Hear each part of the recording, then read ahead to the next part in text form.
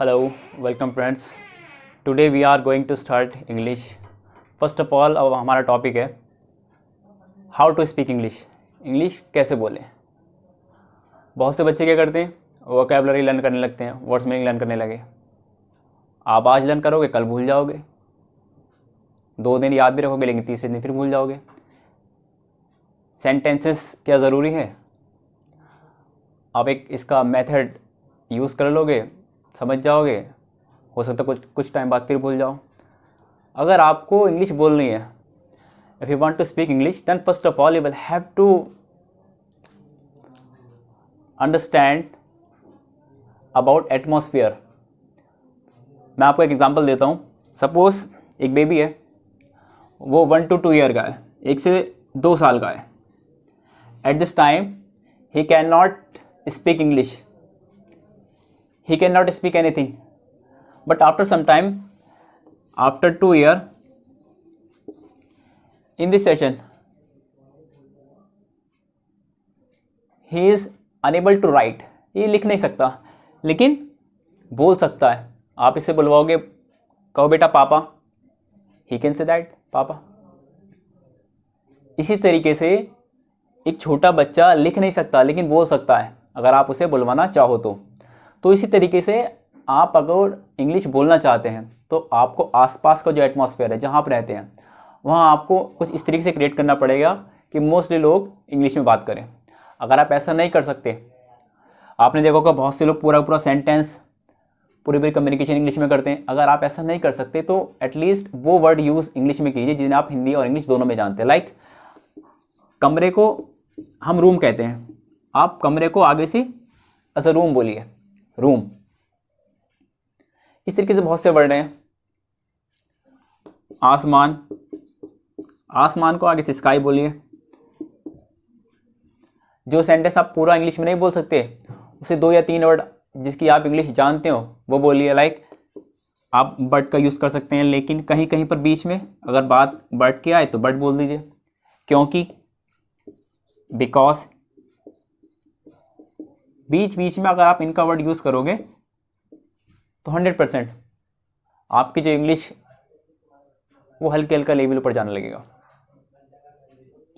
कैसे बोलें. आपसे रीड करना नहीं आता. रीड करने का सबसे बेस्ट वे है, जो अगर आप कहीं बाहर जा रहे हैं, कहीं आपने देखा एक बोर्ड लगा हुआ, फ्लैक्स बोर्ड लगा हुआ, या आपने व्हाट्सएप पे स्टेटस देखे, तो उन वर्ड को रीड करने की कोशिश करिए. आप बाहर जा रहे हैं, आप बोर्ड पढ़ते हुए जाइए. जितना आप ज़्यादा रीड करोगे उतना ज़्यादा आप अच्छा बोल पाओगे. तो इसी तरीके से अगर हमें बोलना है तो सबसे पहले एटमॉस्फेयर क्रिएट करना पड़ेगा. आप जितने वर्ड इंग्लिश में बोल सकते हैं उन्हें बोलिए. उसके बाद वोकैबुलरी की नीड नहीं है. वोकैबुलरी में क्या, मैं आपसे बात कर रहा हूँ, कुछ वर्ड जिनकी आप इंग्लिश नहीं जानते, आप डेली यूज़ में बात करना है. जैसे सॉरी, इसे हम डेली बोलते हैं, याद है. होता क्या है, अगर हम इंग्लिश बोलनी है तो पहले हम अपने माइंड में हिंदी में सेंटेंस बनाते हैं, फिर उसे इंग्लिश में ट्रांसलेट करने की कोशिश करते हैं, फिर जाके निकालते हैं. अगर आप इनकी प्रैक्टिस करेंगे तो ऑटोमेटिक आपके माइंड में जो सेंटेंस बनने वाला है वो इंग्लिश में बनेगा और निकलेगा वो इंग्लिश में. तो आपको ट्राई ये करना है, ज़्यादा से ज़्यादा वर्ड जो आप बोल रहे हैं उन्हें इंग्लिश में बोलिए. वोकैबुलरी की नीड नहीं है. आप जो बोल रहे हैं डेली वर्ड, कोई वर्ड की आपको इंग्लिश नहीं पता, आप उस वर्ड की बस इंग्लिश देखिए, क्योंकि आप उसे डेली बोलोगे तो आप भूल नहीं पाओगे. ये करने के लिए अब बोलना तो सीख रहे हैं, लेकिन साथ साथ में कुछ कंपटीशन या हाउ टू राइट, कैसे लिखें, क्या रूल हैं, उन रूल के बारे में बात करेंगे. मान लो आप कुछ भी बोल रहा है, आप सबसे पहले बात करो फ्यूचर की, कि फ्यूचर के सेंटेंस थोड़े ईजी होते हैं. आप कल क्या करने वाले हैं, आप जो भी कल करने वाले हैं उसमें आई विल लगा के पूरा सेंटेंस बोलिए. आई विल बाथ टुमारो, कल नहाऊंगा मैं. आई विल प्ले क्रिकेट, मैं क्रिकेट खेलूंगा.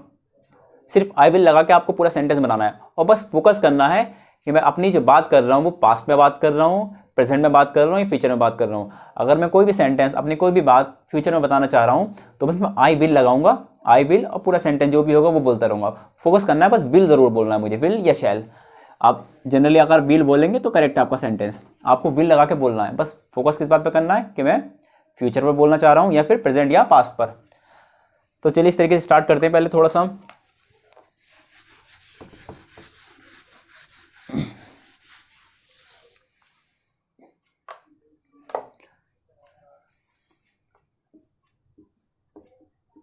काइंड्स ऑफ सेंटेंस,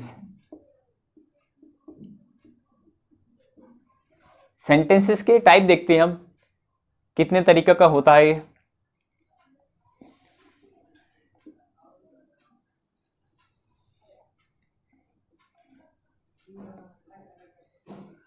इनकी टाइप्स देखते हैं कुछ, और टाइप देखने के बाद एक एक करके इनके बारे में डिस्कस भी करने वाले हैं। असर्टिव, पहला है assertive sentence, assertive sentences,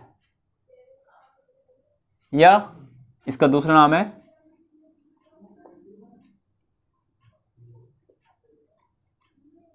डिक्लरेटिव, डिक्लरेटिव sentence.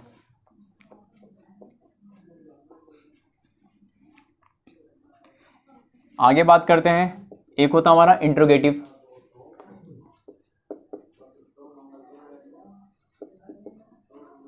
फिर है हमारा इंपरेटिव सेंटेंस,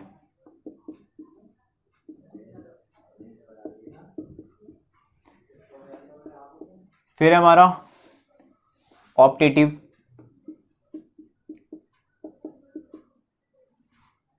फिर है हमारा एक्सक्लामेटरी।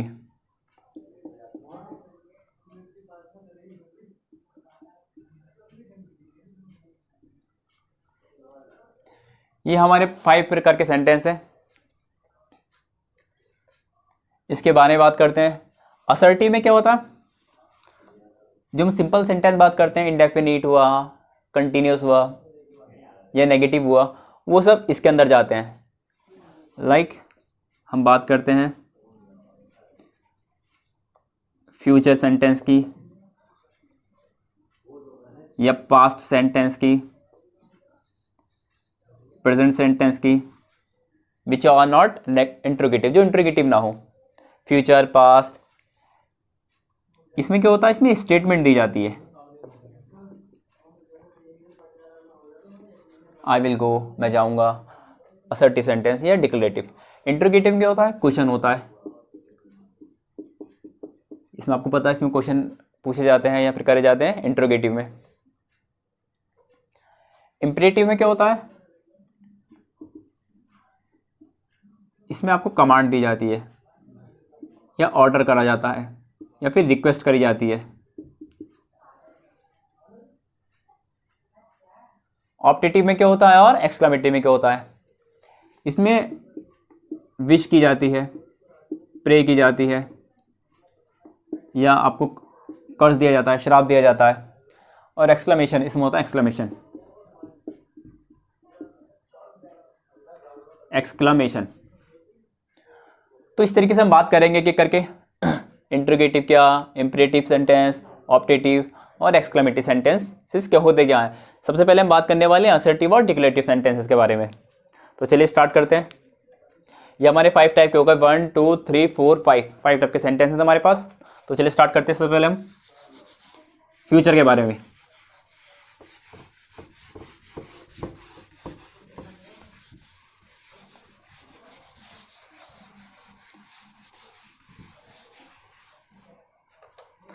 बात करते हैं फ्यूचर सेंटेंसेस की।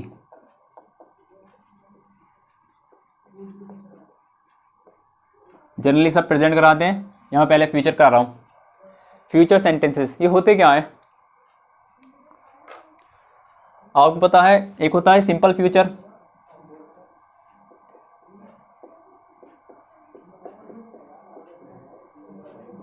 जिसका दूसरा नाम है फ्यूचर इंडेफिनिट। इसका जो दूसरा नाम है वो है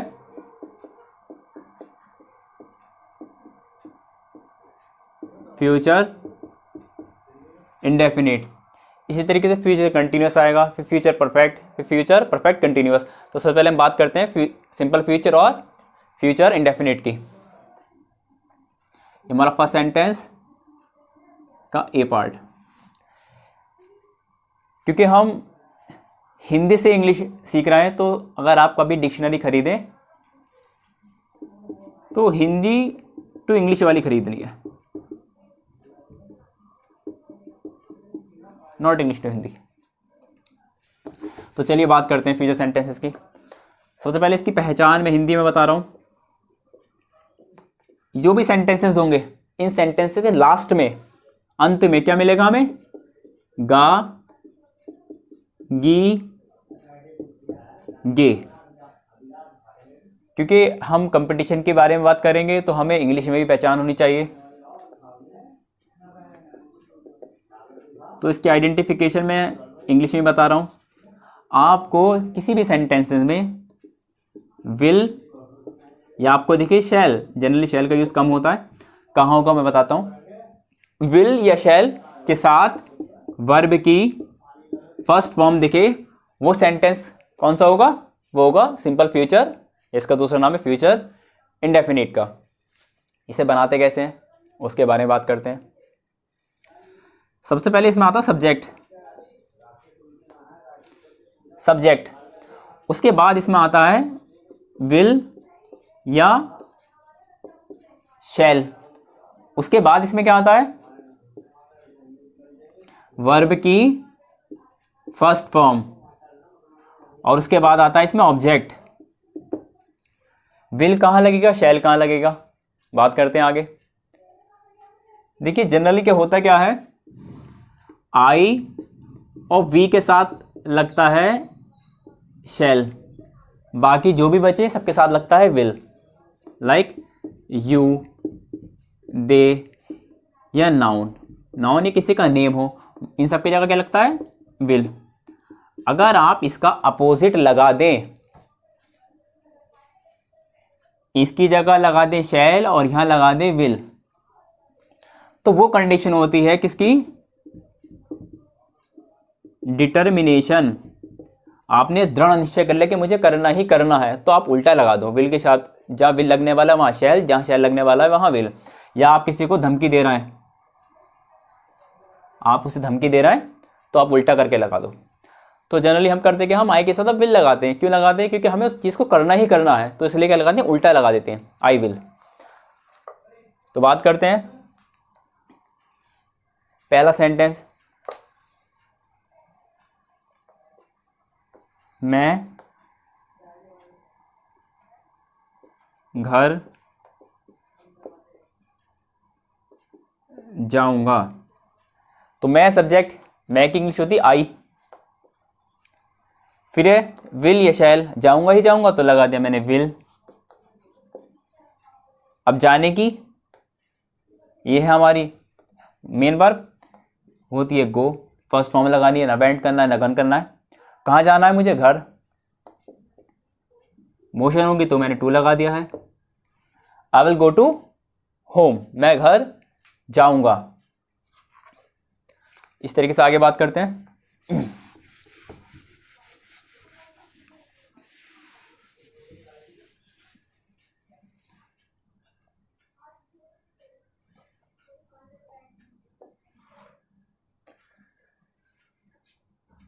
मैं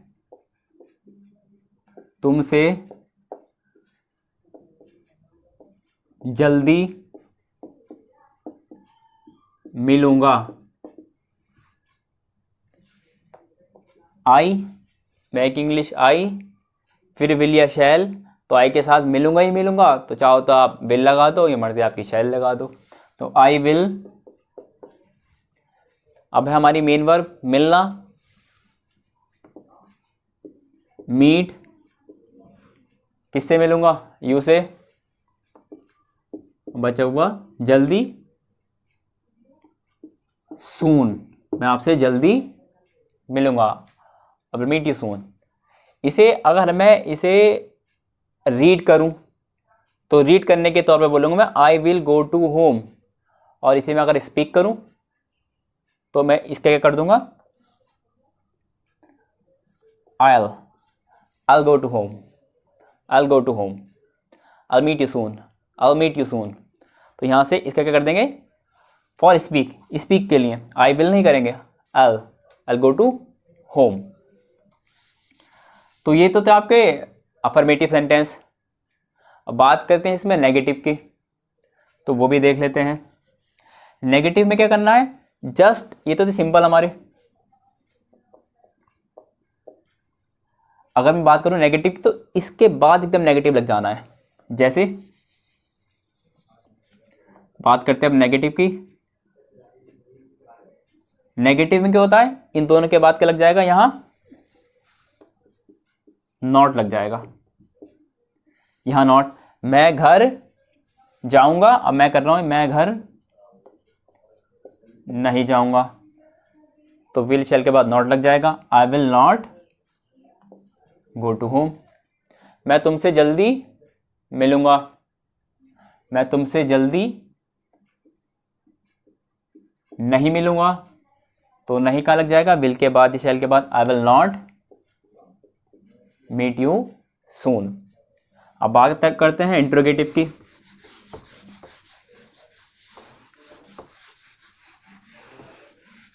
रूल आपने देख ही लिए हैं। बाद में अगर करता हूं इंट्रोगेटिव सेंटेंसेस की,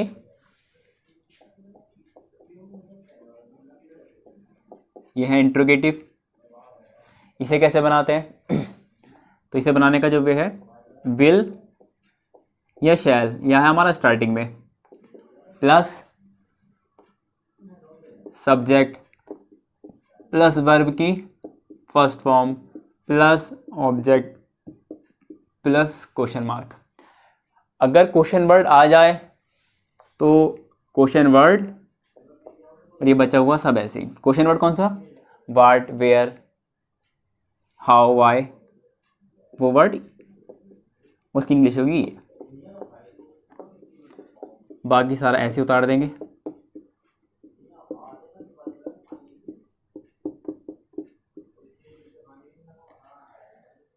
जैसे अगर क्या वर्ड है, क्या स्टार्टिंग में आता है तो उसकी इंग्लिश होगी विल या शैल, और अगर वो बीच में आता है तो क्या की इंग्लिश होती है व्हाट, वो हम लगा देंगे। जैसे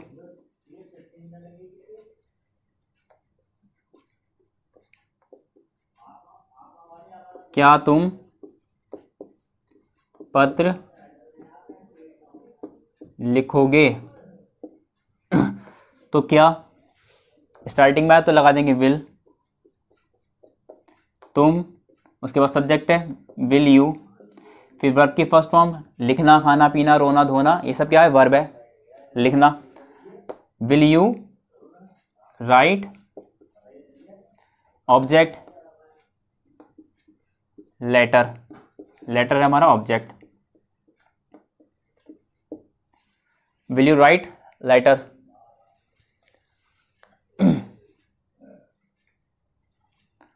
अब मैं एक दूसरा सेंटेंस बना रहा हूं, तुम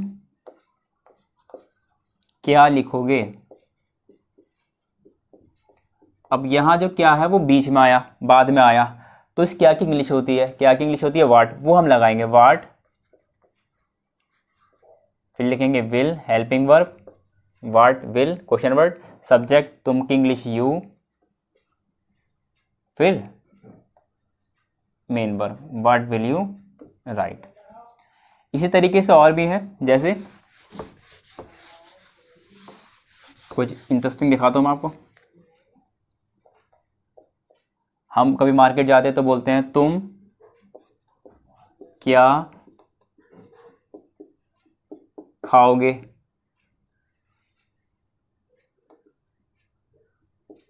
तुम क्या खाओगे, क्या बात बीच में है तो इंग्लिश आएगी व्हाट गे, फिर है विल या शैल व्हाट विल, फिर subject you what will you, और खाने की है ईट व्हाट विल यू ईट, तुम क्या खाओगे।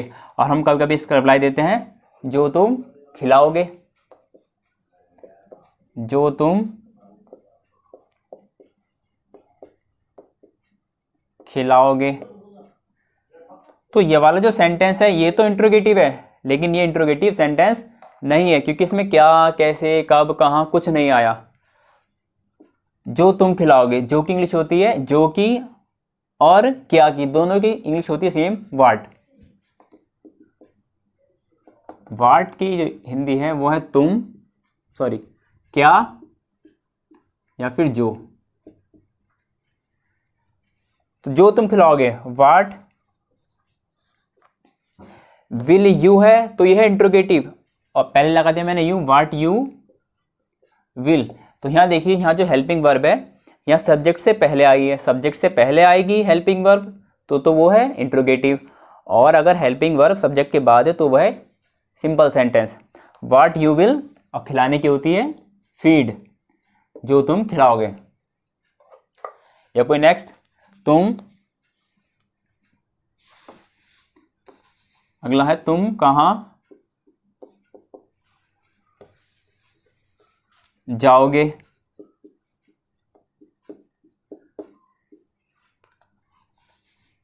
इंट्रोगेटिव, कहाँ की इंग्लिश होती है वेयर,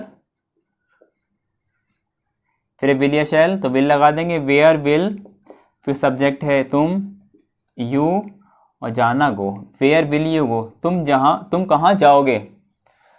तो एक मैं आपको दोबारा सेंटेंस दिखा रहा हूँ, ये तो इंट्रोगेटिव है, ये फिर सिंपल सेंटेंस है। जहां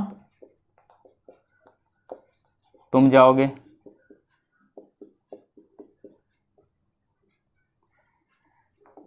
जहां तुम जाओगे, ये है सिंपल सेंटेंस, जहां की English where, you will go. इन दोनों सेंटेंस में ध्यान से देखना है, यहाँ जो हेल्पिंग वर्ब है वो आगे पीछे है, सब्जेक्ट से पहले है तो वो इंट्रोगेटिव, और सब्जेक्ट के बाद है तो वो है अफर्मेटिव सिंपल सेंटेंस।